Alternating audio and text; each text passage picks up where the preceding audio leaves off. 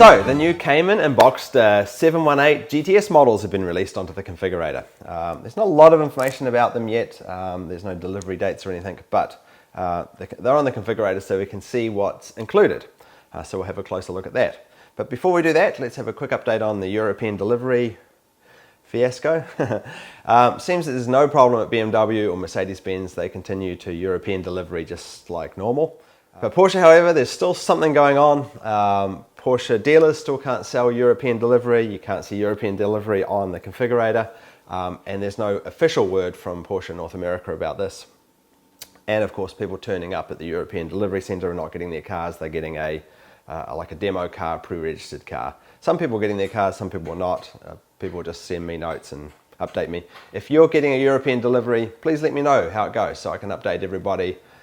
Basically what people are being told is that there's some legal change and they can't get their cars for now, but it's a temporary thing. So here's hoping European delivery will be back on again before we know it. Fingers crossed.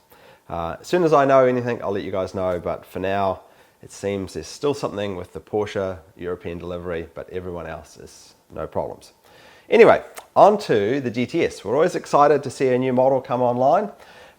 And I'm sure lots of people will be very excited about the GTS. The GTS treatment is very popular, and I'm sure it's going to be very popular in the 718 as well. Let's have a quick look at the pricing.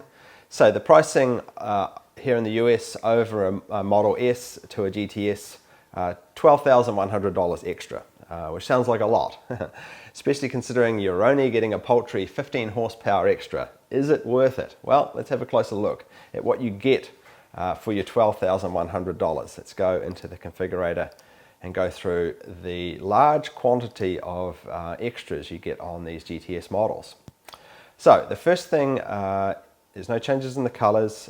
You get the 20-inch wheels, the black 20-inch wheels. Obviously black wasn't an option in the others, although you could do it still.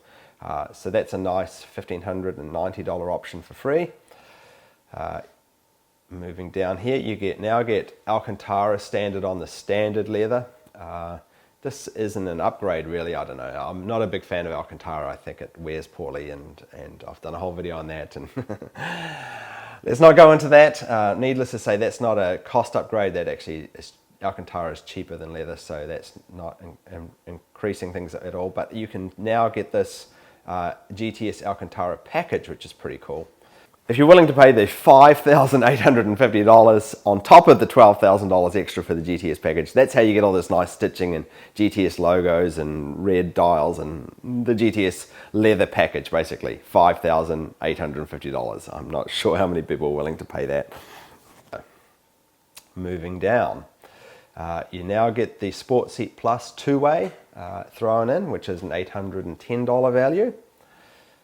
Packages are the same, although of course you don't get the 14-way packages anymore. The GTS forces you to take the plus seats onto the interior. Not many of these. You get the tinted tail lights thrown in, which is a $580 value. You also get the model designation on the door. I'll show you what that is. And here you go. Oh, this is a black car. Let's change the color of the car. Let's go for a red one. Yeah, you can see it there, GTS there. That is a $310 value. And moving on down. Oh, and this, I think in here is also where you get a really big one. This is the Sport Design pack on the outside, which I think looks fantastic on the front. This area here lowers the car at the front, brings this out, gives this whole different styling on the front, and of course on the back. I'm not so fussed on the back. This bit here looks a bit bulbous to me, but yeah, that's a popular option, and that's normally $3,600, so that's an expensive part of the GTS package. Moving down, what else? On to the performance parts. Here's where we get a lot of stuff, basically. We get Sport Chrono Pack, $2,090 as part of this package. We also get the PASM, the dampener package, the suspension package, which is very popular, $1,790. And one of my favorites, the PTV, Porsche Torque Vectoring, which really helps you get the additional grip on those back wheels.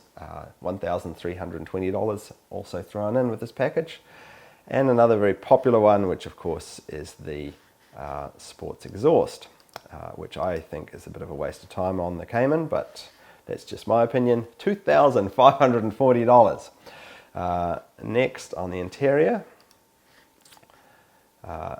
obviously I've ticked the interior package, which is this $3,690 when I pick that leather option up there. So that adds a lot of cost to this as well. We're getting into 911 territory now. But yes, you get as standard, you get the roof lining in Alcantara, which is a $1,190 option in the other models. You get the GT Sport wheel in Alcantara, and Alcantara on the gear lever or the gear selector if you take PDK. That is an $890 option. I really am not a big fan of this stuff. And of course, if you don't get the GTS package, I'll turn that off, for example. Turn off, accept. You get a black tachometer instead of the grey one you get on the S model. So that's not a cost option, but yeah, if you get that expensive GTS interior package, you'll get that in red with all the stitching. So, is it value for money? Well, sort of. If you optioned all of that stuff that we just talked about into a regular Cayman S, it would add an additional $17,900 in options. And that, of course, doesn't include the 15 horsepower extra and any GTS logos and bits and pieces that get thrown in with the GTS models. So, yes, because the GTS is only costing you $12,100, you're basically saving $6,000 if you were to option all of that crap into a Cayman S, which of course I doubt many people would. People are more selective. But if you love all that stuff, then yes, the GTS is a total bargain, plus you get the horsepower increase. So I'm sure it's going to be very popular. I'm sure people are going to be scrambling over their dead grandmothers to get the Cayman and the Boxster GTS models.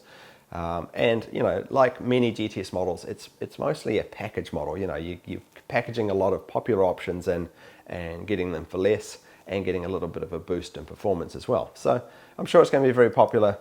You know, I'd say to the people that have the Cayman S out there, don't feel too bad, because you know, I don't think there's a huge increase in performance here. And remember, the Cayman S, here's a Motor Trend. They gave the Cayman S the second best driver's car in the world after a Ferrari, and the third best was the Turbo S 911. So I'm sure the Cayman is just going to be just that little bit faster and a little bit sharper. Is it $12,100 better? Well, it really depends. Are all these things important to you? If they are, it is definitely worthwhile. You know, it's always exciting to see a new model within the Porsche range, and I'm confident the GTS is going to be wildly popular as well. But for those of you that own the Cayman S and the standard Cayman, Boxster and Boxster S, don't despair. Those are still phenomenal cars. And really, we're talking about tiny incremental improvements here. We're not talking about a phenomenal jump in performance. 15 horsepower, very few people are ever going to notice that in most cars. So anyway, as we get more information, hopefully I'll do another video, and when one comes into a dealership, I'll definitely take one for a drive. But meantime, anyone that knows anything about European delivery issues at Porsche, let me know so I can keep everyone informed.